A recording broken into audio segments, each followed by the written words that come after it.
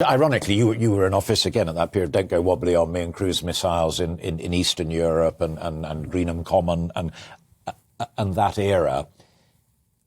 Christopher and I have talked about this before, but I don't think you and I have. I am profoundly worried, as the son of an RAF officer and the rest of it, that whatever happens in Ukraine, a new line has been drawn, and that is, as Ben Wallace said a little earlier, we're defending the Baltics to the hilts, we're defending Poland to the hilts.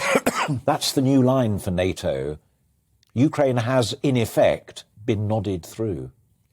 Well, NATO has to be very careful. Yeah. If it is to be credible that Article 5 applies, a single boot crossing over into the territory of any one of its 30 members, all 30 of them are at war with that country.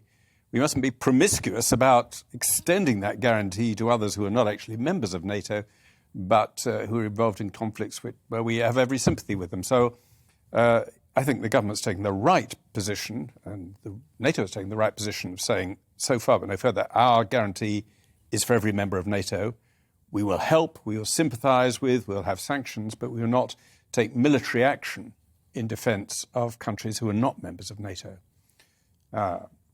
Christopher's a much greater expert of foreign affairs than me, but that's my instinct. Well, then come in on it, but just to bear in mind, again, it's briefings, but we understand that within the last 36, 48 hours, that Putin says to Erdogan in Turkey, here are my conditions. They don't ever join NATO, and Boris Johnson just said, we're never going to do that anyway.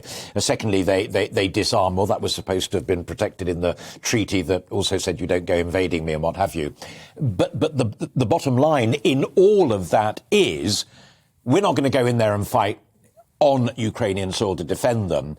If there's a negotiation, there will have to be concession by Ukraine as well. Indeed, there will have to be. And the hard question, which nobody has really asked or even tried to answer, is how does this end? How does this end? On what terms? And the quick answer to that is that the way it ends, if there's ever going to be a negotiated agreement, will reflect the state of the battlefield.